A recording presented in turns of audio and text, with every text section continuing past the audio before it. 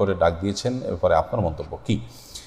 দেখুন, প্রথম কথা হলো যে এবছর যিনি হজের খুতবা দিয়েছেন তার সম্পর্কে যে অভিযোগগুলো উঠেছে আমরা কিছুটা খতিয়ে দেখার চেষ্টা করেছি। এটি সত্য যে তার কিছু কিছু বক্তব্য শুনে আমরা খুবই আহত হয়েছি।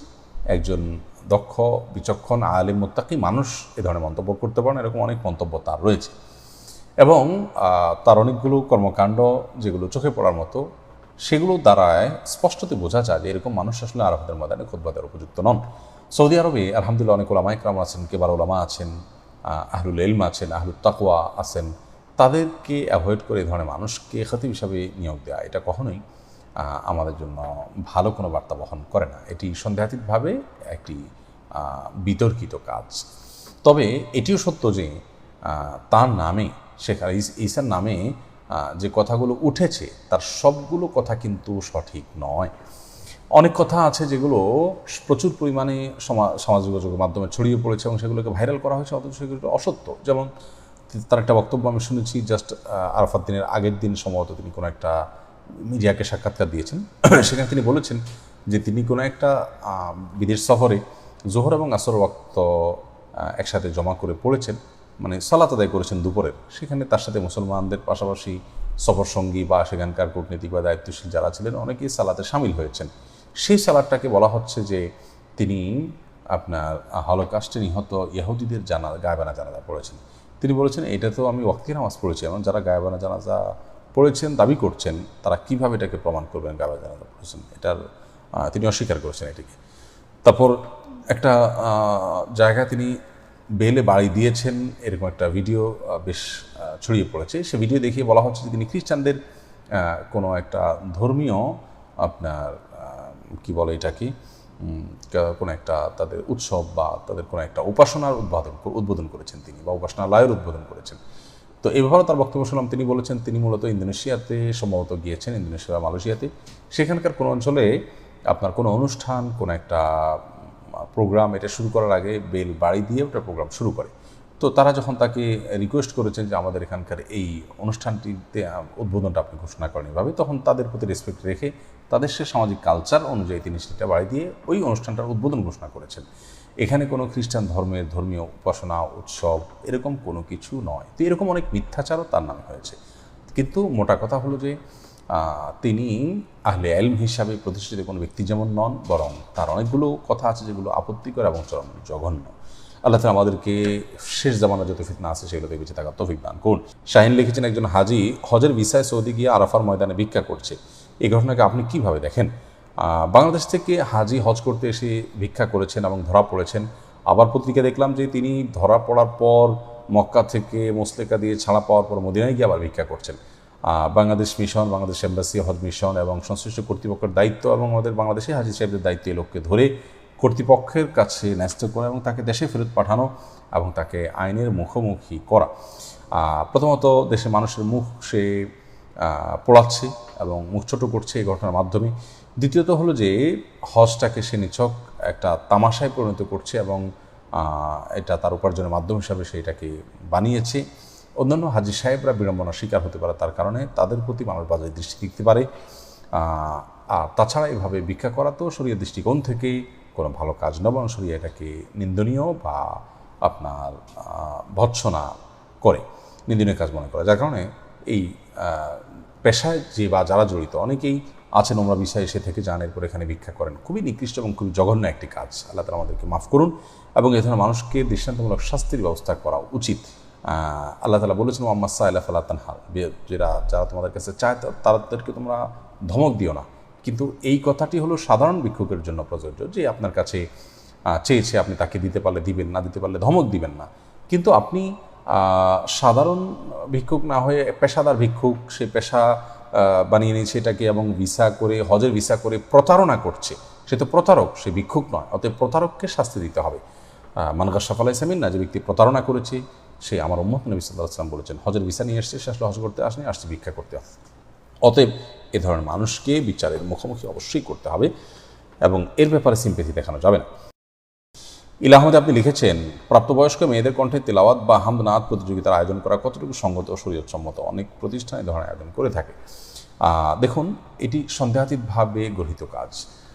প্রাপ্তবয়স্ক তো বটেই, মোরাহাকা বা করিবাতুল বুলুগ বা প্রাপ্তবয়স্ক হওয়ার খুব কাছাকাছি যে মেয়েরা যারা চোখে পড়ে, নজরে পড়ে, এই ধরনের মেয়েরাও তারাও শরীয়তের পর্দার বিধানের আওতায় চলে আসে।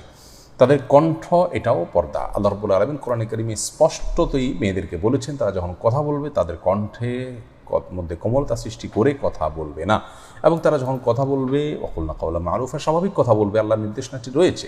অতএব মেয়েরা যদি হামদ নাত বলুন, ইসলামী সঙ্গীত বলুন বা কোরআন তেলাওয়াত করার কথা বলুন, এগুলো যদি করতে যায় তাহলে তাদের স্বাভাবিক কণ্ঠ তারা রাখতে পারেন না, বরং সেগুলোতে খুব মানে সঙ্গত কারণেই তারা সেখানে সুললিত কণ্ঠে তেলাওয়াত করেন বা গেয়ে থাকেন।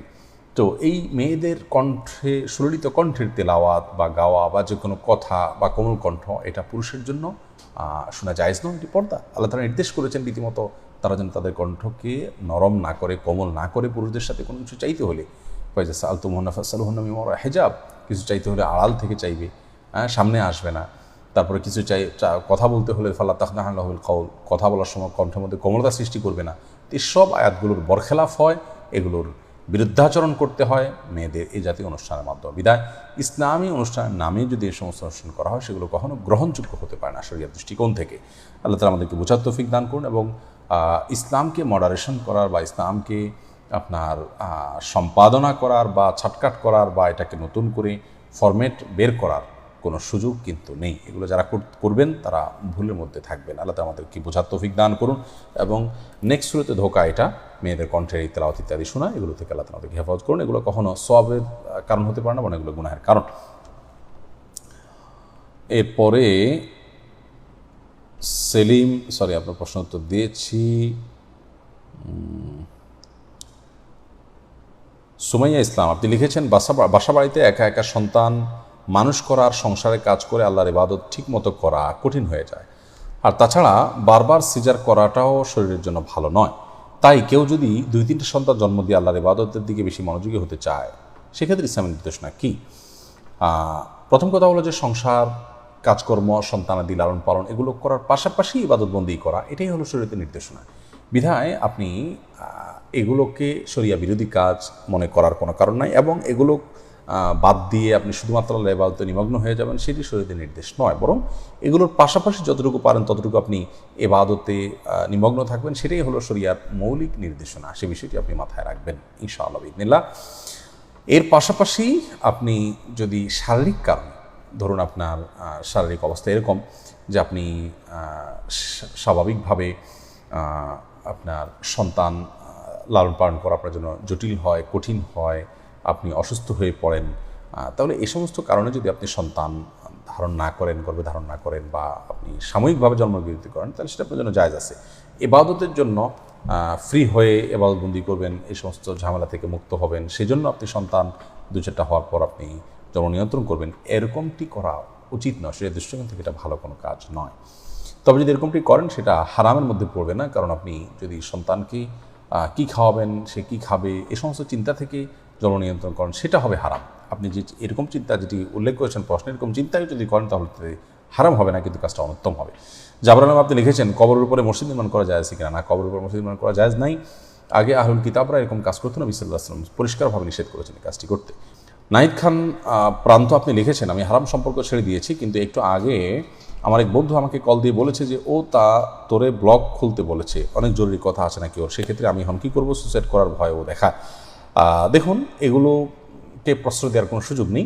সুসাইড করার ভয় দেখালে আপনি পারলে তাকে এই আত্মহত্যা করার জঘন্যতা সম্পর্কে, এই ভয়াবহতা সম্পর্কে কোনো ভিডিও, কোনো লেখনী, কোনো আর্টিকেল, কোনো আপনার মোটিভেশনাল কোনো বক্তব্য তাকে আপনি পাঠিয়ে দেন, কিন্তু কোনো অবস্থাতে আপনি এগুলো শুনবেন না। এখন আপনি ব্লগ খুললে যা হওয়ার তাই হবে, অর্থাৎ আবার আপনাকে সেই পথে যাওয়ার আহ্বান করা হবে এবং আপনি নিজেকে হয়তো নিয়ন্ত্রণ করতে পারবেন না। এজন্য আপনি নিজেকে জাহান্নামের আগুন থেকে বাঁচাবার জন্য হারাম থেকে দূরে সরিয়ে রাখবেন। আল্লাহ বলেছেন ওয়ালা তাকরাবুজ জিনা, জেনার কাছাকাছি যেও না। আপনি ব্লগ খোলা মানে হলো জেনার কাছাকাছি যাওয়া।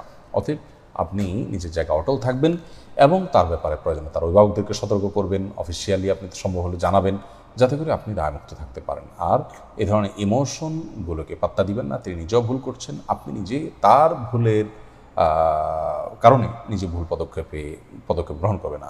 মোহাম্মদ ইউনুস মিয়া আপনি লিখেছেন, আমি একটা সরকারি চাকরি করি, আমার বর্তমান কর্মস্থল চট্টগ্রাম, আমি প্রতি বছর 2-1 বার 4-5 দিনের জন্য চট্টগ্রাম থেকে ঢাকায় আসি। আমি যে ঢাকায় 4-5 দিন থাকি, আমি কি কসর নামাজ আদায় করবো নাকি নর্মাল নামাজ পড়বো? দেখুন, আপনার কর্মস্থল চট্টগ্রাম আর বাসা যদি আপনার ঢাকা হয়, তাহলে সেক্ষেত্রে নিজের বাসা, সেখানে আপনার ফ্যামিলি থাকে, বাসা ভাড়া হোক আর নিজস্ব বাসা হোক, যেভাবে হোক, যদি আপনার বাসা সেখানে থাকে, ফ্যামিলি থাকে, তাদের কাছে আসলে আপনি পুরো সালাত আদায় করবেন, কসর পড়বেন না। আর কর্মস্থল সেখানেও যদি আপনার থাকার ঠিকানা থাকে, বন্দোবস্ত থাকে, বাসা থাকে, তাহলে সেক্ষেত্রে সেখানেও আপনি পুরো সালাত আদায় করবেন, অর্থাৎ 2 জায়গাতে আপনি মুকিম হিসাবে গণ্য হবেন। মোহাম্মদ নাইম হোসেন আপনি লিখেছেন, বাসায় স্বামী স্ত্রী একসাথে ফরজ সালাত আদায় করার সময় স্ত্রীর জন্য যদি স্বামী পেছনে এবং ডান পাশে দাঁড়ানোর জায়গা না থাকে, তাহলে কি বাম পাশে দাঁড়িয়ে নামাজ আদায় করলে হবে? বাম পাশে দাঁড়িয়ে নামাজ পড়লে নামাজ তো হয়ে যাবে, কিন্তু স্ত্রীর এবং স্বামী দুজন যখন একসাথে সালাত আদায় করবেন, প্রত্যেকে যার যার সালাত যদি আদায় করেন, দুজনে আলাদা নিয়ত করেছেন, কথা সুন্নত নামাজ পড়ছেন যার যার মতো, তাহলে সেক্ষেত্রে ডান আর বামে কিছু আসা যায় না। আর যদি জামাতে নামাজ পড়েন, তাহলে সেক্ষেত্রে স্বামী স্ত্রী দুজন জামাত করলে একজন পেছনে থাকবেন, আরেকজন সামনে থাকবেন, অর্থাৎ স্বামী সামনে থাকবেন এবং স্ত্রী পেছনে থাকবেন। সেক্ষেত্রে ডানে বা বামে দাঁড়ালে সালাত হবে না। আবার বলছি, জামাতে যদি সালাত আদায় করেন, তাহলে সেক্ষেত্রে ফরজ সালাত জামাতে আদায় করলে স্বামী সামনে থাকবেন, স্ত্রী পেছনে থাকবেন, নারী পুরুষ পাশাপাশি দাঁড়িয়ে সালাত আদায় করবেন না, ডানেও না বামেও না।